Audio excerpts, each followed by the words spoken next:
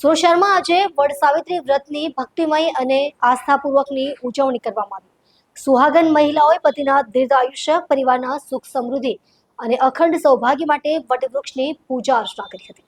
વિવિધ પૂજા સ્થળો અને વટવૃક્ષો આવેલા સ્થળોએ પરંપરાગત વસ્ત્રોમાં સજ્જ મોટી સંખ્યામાં સુહાગન મહિલાઓએ ઉપસ્થિત રહીને વટવૃક્ષની 7 પરિક્રમા કરી। મહિલાઓએ દિવસભર ઉપવાસ રાખી ભક્તિભાવથી પૂજા વિધિ કરી। જય જગન્નાથ અને ધાર્મિક જયઘોષ સાથે પૂજાનો માહોલ ગુંજતો રહ્યો। સ્થાનિક મંદિરોમાં ખાસ આયોજન કરવામાં આવ્યું હતું। મહિલાઓએ સાવિત્રી સત્યવાનની કથા સાંભળી અને પરિવારના કલ્યાણ માટે પ્રાર્થના કરી।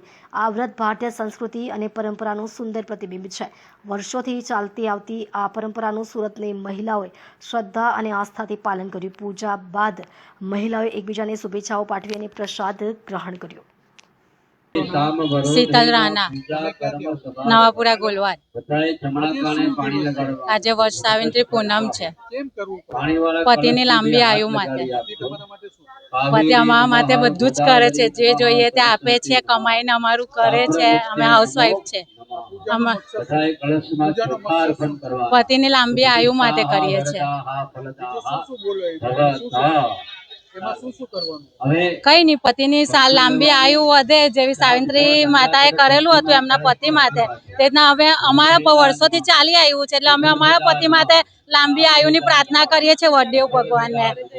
આ પૂજામાં બધી જ દરેક ધર્મની, આપણા હિન્દુ ધર્મની દરેક સ્ત્રીઓ ભાગ લે છે અને પોતે વ્રત કરીને એક ફળ ખાઈને ઉપવાસ કરે છે અને પતિનું લાંબુ આયુષ્ય માટે પ્રાર્થના અને પૂજા કરે છે। હા, આ પતિ માટે। પતિ અમને આ દિવસે ખુશ રાખે છે અને ભેટ આપે છે અને અમારી સાથે સારું વ્યવહાર ને એવી રીતે વર્તન। આજના પતિઓ હવે એટલા રૂઢિ ને એવા નથી હોતા અને સારી રીતે બધી જ વસ્તુમાં અમને સાથ આપે છે। મારું નામ વૈશાલી જરીવાલા છે।